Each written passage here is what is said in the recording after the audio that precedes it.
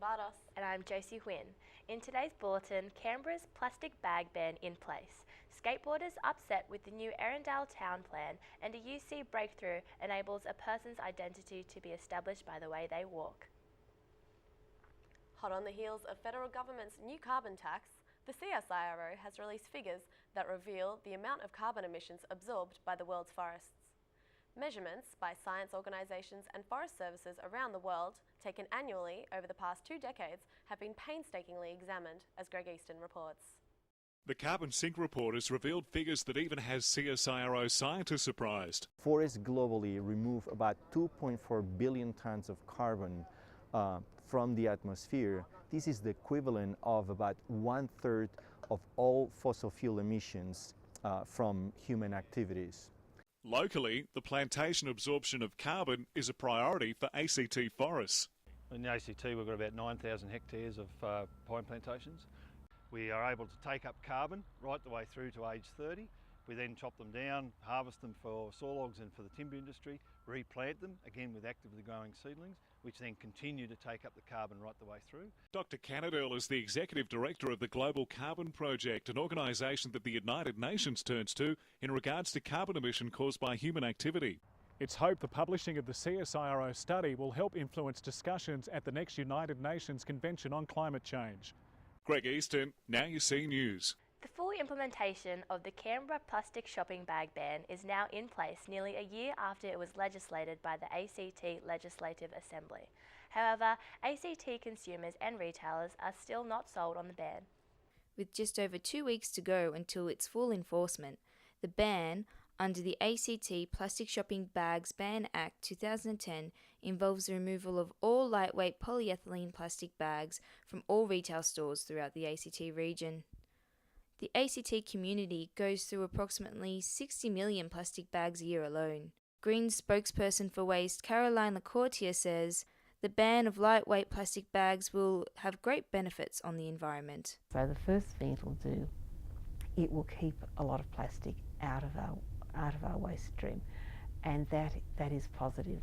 Caroline Lacourtier states there are no costs involved for business retailers in the transition to reusable shopping bags. Subway Belconnen franchisee Jeff Whitfield says differently. For the thousands and thousands of subs that I sell, and the extra 3 cents a bag it costs per sub, that's something towards $10,000. For more information on how the ban applies to you, visit www.environment.act.gov.au. Eleanor Arena reporting, NowUC. Students at the University of Canberra will have the opportunity to increase their understanding of refugees and asylum seekers in a new partnership between the University of Canberra and Canberra Refugee Support. Stories produced by the students in a final year broadcast course will be aired on ABC Radio in Canberra and showcased on the ABC website. As Alyson reports, the project, called Reporting Refugees, aims to give asylum seekers the chance to have their story heard. The University of Canberra has announced a new partnership with Canberra Refugee Support. Journalism students will have the opportunity to increase their understanding of issues facing asylum seekers. Program Coordinator Julie Passetti said the partnership will help address how the media reports on refugees and asylum seekers. It will give them the chance to have their stories heard. These people have extraordinary stories to tell, but they're not stories that are necessarily being well told. The program will also partner with Our Say and the ABC, which will help broadcast the students' work and message. David Cran from CRS believes the partnership will change how society perceives refugees while educating the university's students. It's a way of getting a message across about refugees and asylum seekers and assisting an awareness for the University of Canberra students. Former refugee Atif Jafari hopes the program will help Australians understand the challenges refugees face. Most people don't know what we go through and stuff, like for example how we got here was really hard. The stories will be broadcast on the ABC on the 27th of November. Alyson, Canberra.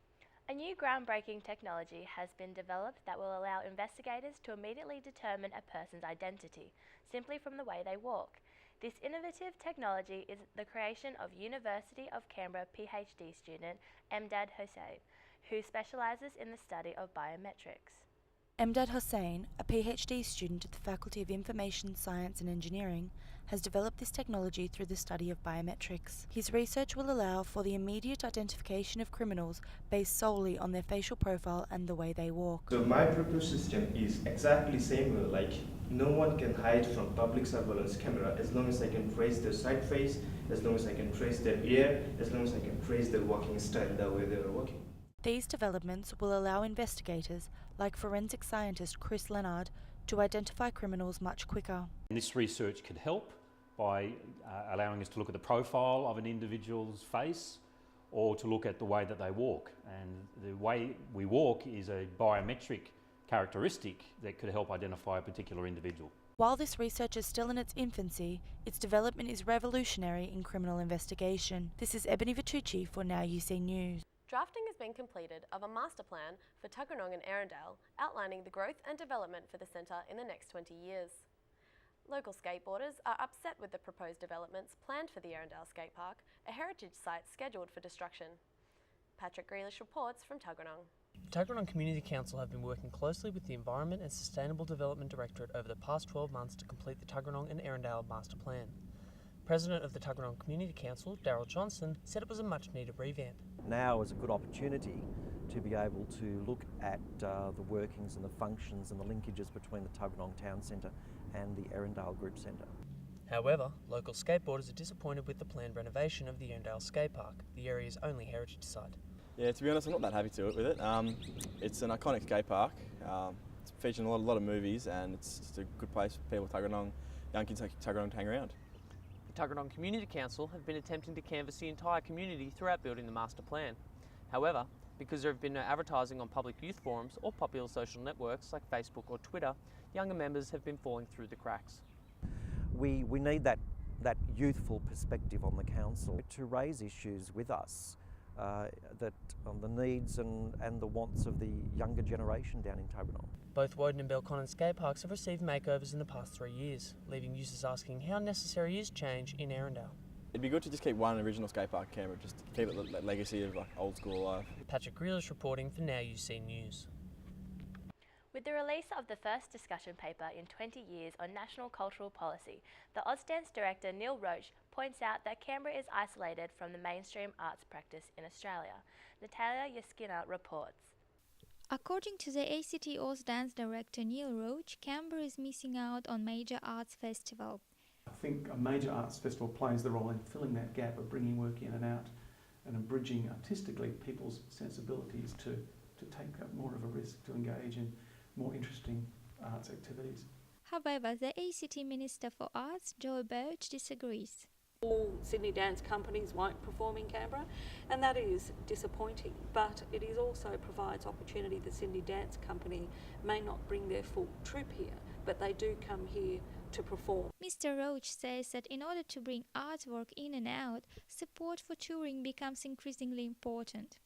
Touring, as well as production and education, outlined as the main priorities in the National Cultural Policy Discussion Paper released this year. Ms. Birch underlines the importance of national cultural policy and adds that ACT government refreshing its local arts policy by setting out directions for another 5 years. Natalia Yaskina for NowUC. A Canberra Indigenous Art Gallery has opened its first women-only exhibition after receiving a grant to allow it to employ a curator. Charlotte King reports. The Barunju Art Gallery at Yarramundi Reach is this month holding its first women's business exhibition.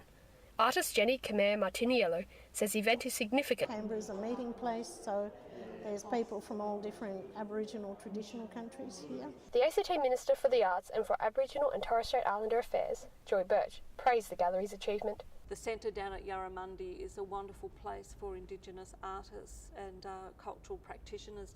But the gallery's curator, Greg Joseph, faces an uncertain future because his job is funded by a one-off grant that will end next year. I don't know if I've got a job next year, so but because we have a lot of government departments on our side now, and when they come in here they say how beautiful it is. However, Joy Birch has rejected the suggestion that a one-off grant leaves its recipients in the lurch. It allows them to buy materials or to buy exhibition space or to promote their works. Charlotte King, NowUC, Canberra.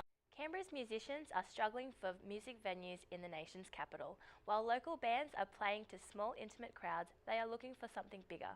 Adam White reports. For a city with a dedicated school of music, the Canberra music scene has a significant lack of local music venues. Local bands and those touring throughout the city are reduced to playing at youth centres or small pubs. I spoke to Angela Severus, a volunteer at the Woden Youth Centre, who says some people prefer the smaller atmosphere. I think it gives them a chance to be closer to the bands, and which is a much different sort of atmosphere than what they'd have at a, say, a large concert. These youth centres are financed and run by the community and only hold a small number of people. I spoke to CIT music student Mark Leroy about why it's so difficult for bands to establish themselves in Canberra. There's definitely middle places like the Marram and the Basement, and if you're playing there, that's about as much as you can do in Canberra. The AIS Arena is the highlight of music venues. The next step down would be the Canberra Theatre, which is difficult for local bands to reach because of a lack of exposure. Adam White reporting for NowUC News, Canberra. That's all we have time for today. I'm Alyson Bardos. And I'm Josie Huynh. Keep up to date with us at nowuc.com.au. Thanks for watching.